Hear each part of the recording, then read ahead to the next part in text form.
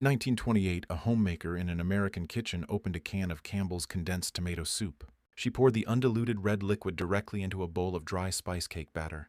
The acidity of the tomatoes hit the baking soda. The batter rose, she baked it. The resulting cake contained no distinct tomato flavor, only a highly retained moisture content and a fine crumb. She topped it with cream cheese frosting. By 1968, American kitchens operated on an established system of manual labor and low raw material costs. A woman stood at a stove. She poured whole milk and small pearl tapioca into a saucepan. She added a raw egg, sugar, and vanilla. She stirred the mixture with a wooden spoon over low heat for nearly an hour. The liquid thickened. The opaque tapioca pearls turned translucent. A single serving cost exactly 40 cents. Simultaneously, corporate food executives held a meeting in Minneapolis. General Mills hired a team of home economists and behavioral psychologists. They studied consumer behavior regarding boxed cake mixes. They identified a psychological barrier. Homemakers felt guilt when bypassing the entire baking process. The psychologists delivered a specific directive.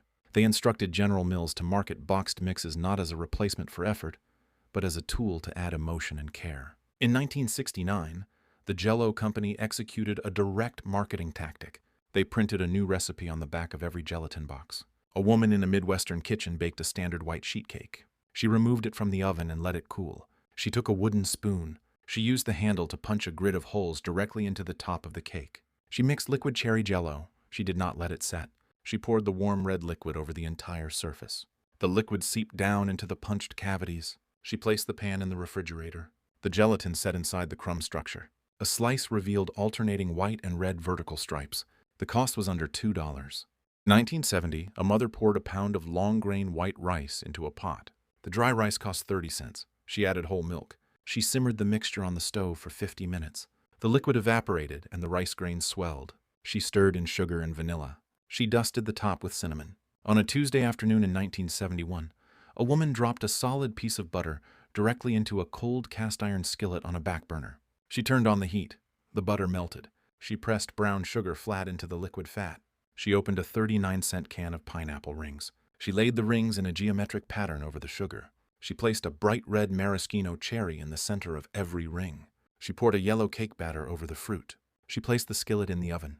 45 minutes later, she pulled it out. She placed a flat ceramic plate over the top of the hot skillet. She gripped the handle and the plate simultaneously. She flipped the entire unit upside down in one continuous motion. She lifted the skillet. Caramelized pineapple and set sugar coated the top of the sponge cake. The total cost was $1.50. In a different kitchen that same year, a woman made a pie for $2. She pressed a thick graham cracker crust into a deep dish. She baked it until the edges turned golden. She stood at the stove. She separated egg yolks. She whisked milk, sugar, and flour. She stirred the custard over heat until it reached a specific viscosity. She removed it from the burner before the eggs curdled. She sliced bananas and folded them into the warm yellow cream. She poured the mixture into the crust. She placed it in the refrigerator. She whipped heavy cream until stiff. She spread a 1-inch layer of cream over the cooled custard. She placed the pie under a high broiler. She watched the surface. The highest peaks of the cream turned a dark caramel color. She immediately removed it. In 1972, the shift from scratch cooking to assembly accelerated. A baker made a wacky cake. She bypassed eggs, butter, and milk. She dumped flour, sugar, cocoa powder, baking soda, and salt directly into an ungreased baking pan. She used a spoon to dig 3 separate circular depressions into the dry powder. She poured vegetable oil into the first well. She poured liquid vanilla extract into the second. She poured white vinegar into the third. She poured cold water over the entire pan. She stirred the mixture with a metal fork. The vinegar contacted the baking soda. Carbon dioxide bubbles formed instantly. This chemical reaction provided the structural lift normally generated by beaten eggs. She baked the pan. The resulting chocolate cake contained a fine, moist crumb. That same year, a woman created a lemon lush. She did not turn on the oven. She pressed a pecan shortbread crust into a rectangular pan. She whipped cream cheese and powdered sugar. She spread the white paste over the crust. She mixed a box of instant lemon pudding with milk. She used less milk than the box instructed to force a thicker set. She spread the yellow pudding over the cream cheese. She opened a plastic tub of Cool Whip. She spread a final white layer over the pudding. She put it in the refrigerator. The pan served 12 people. The total cost was $3. Applesauce cake became a standard weekly bake. A jar of unsweetened applesauce cost 30 cents. A woman mixed a spice batter. She added 1 full cup of the applesauce. The pureed fruit replaced the required fat. She baked the cake. The total cost was $1. The cake sat on a kitchen counter for 5 consecutive days. The moisture level did not drop. Woman prepared a no-bake cheesecake. She softened 1 block of cream cheese. She opened a can of sweetened condensed milk. She added liquid lemon juice. She poured the mixture into a pre-made graham cracker crust. She placed it in the refrigerator for 4 hours. The acid in the lemon juice reacted with the milk proteins. The mixture thickened without applied heat. She opened a can of cherry pie filling. She poured the thick red syrup and fruit directly over the white surface. The dessert cost $1.75. By 1973, a critical threshold was crossed in the American food market. The sales volume of Cool Whip surpassed the sales volume of real dairy whipping cream for the first time in history. Birds Eye executives reviewed their marketing data. Consultants informed them that consumers would prioritize convenience over flavor if the product was linked to the concept of modern progress.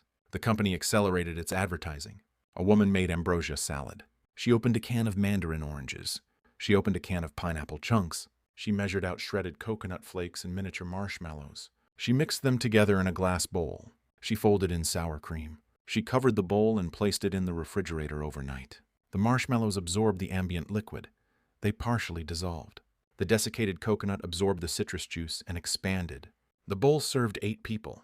The total cost was $1.50. Another woman made banana pudding. She did not make custard on the stove.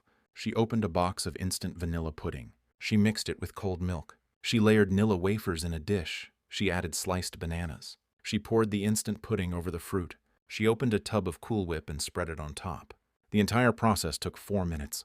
The 11-minute manual stove process was eliminated. In 1974, a recipe circulated rapidly through community networks. It was called Watergate salad. A woman opened a box of instant pistachio pudding mix. She emptied the pale green powder into a bowl. She added 1 can of crushed pineapple with its juice. She added a bag of miniature marshmallows. She added a tub of Cool Whip.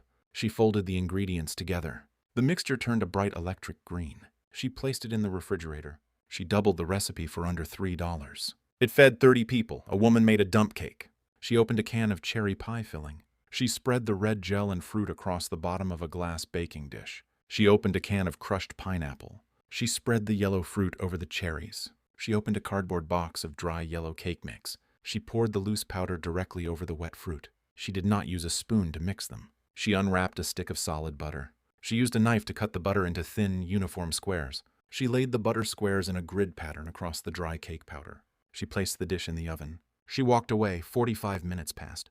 The butter melted. The liquid fat dropped down into the dry powder.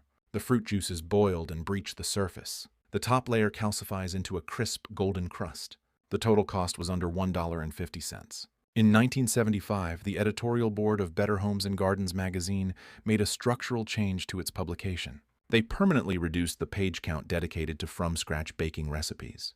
They simultaneously expanded the sections focused on fast, entertaining, and product-based assembly.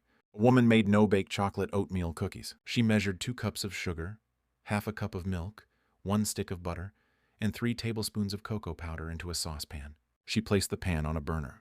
She waited for the mixture to boil. The liquid began to roll. She watched the clock. She waited exactly 60 seconds. This specific time window is critical for the sugar crystallization process. She cut the heat. She immediately stirred in dry oats, peanut butter, and vanilla extract.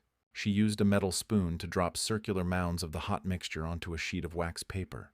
The entire process took 12 minutes. The batch yielded 30 cookies. The cost was 75 cents. Another woman made magic cookie bars. She greased a baking pan. She pressed a graham cracker crust into the bottom. She opened a can of sweetened condensed milk. She poured the thick liquid evenly over the crust. She scattered handfuls of chocolate chips, butterscotch chips, shredded coconut, and chopped walnuts over the milk. She did not stir the pan. She placed it in the oven. The applied heat caused the condensed milk to boil. The liquid rose through the solid layers. The sugars caramelized. She removed the pan. The ingredients had fused into a single dense block. She cut it into 48 individual bars. The total cost was $2.50. A woman made a chocolate cobbler. She mixed a thin chocolate batter. She poured it into a baking dish. She mixed dry cocoa powder and white sugar in a separate bowl. She sprinkled the dry powder heavily over the wet batter. She boiled water. She poured the boiling water directly over the dry powder. She did not stir the dish. She placed it in the oven. 45 minutes passed. The varying densities of the liquids reacted to the heat. The components separated. A layer of solid chocolate sponge cake rose to the top. A layer of thick, boiling chocolate syrup settled at the bottom. She removed the dish. In 1976, a woman made Cherry Delight.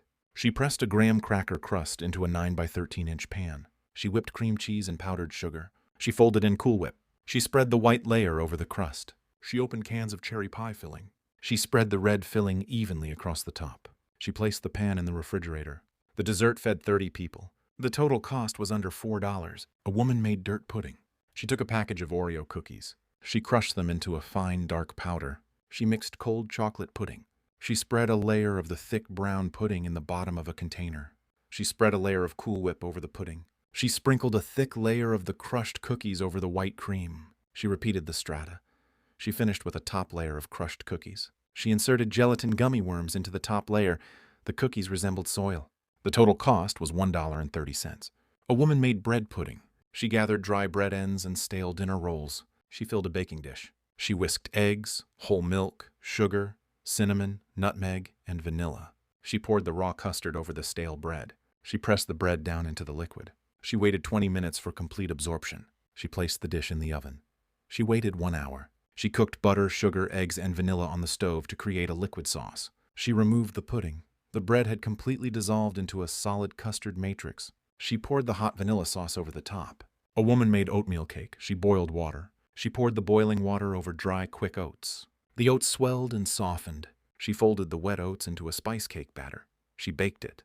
While the cake was still hot, she mixed butter, brown sugar, evaporated milk, shredded coconut, chopped pecans, and vanilla. She spread the thick paste over the cake. She slid the pan directly under an active broiler. The brown sugar melted. The coconut toasted. The surface bubbled and formed dark, caramelized patches. She removed the pan. The dessert fed 20 people for under $2. A woman made icebox cake. She laid a flat layer of dry graham crackers at the bottom of a dish. She spread a layer of whipped cream over the crackers. She added another layer of crackers. She added another layer of cream. She placed the dish in the refrigerator. She left it there for 12 hours.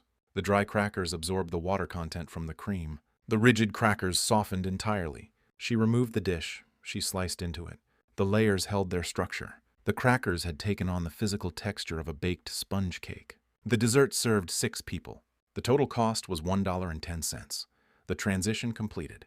Food Corporation successfully altered the baseline metrics of domestic cooking. Handwritten recipe cards were replaced by boxes with printed instructions. The 1-hour tapioca pudding vanished. The 11-minute scratch custard vanished. The manual techniques disappeared from daily application. The original recipes survived exclusively in spiral-bound community cookbooks printed by local churches and elementary schools. The modern consumer paid $18 for a bakery cake. The 75-cent desserts remained dormant in the pages.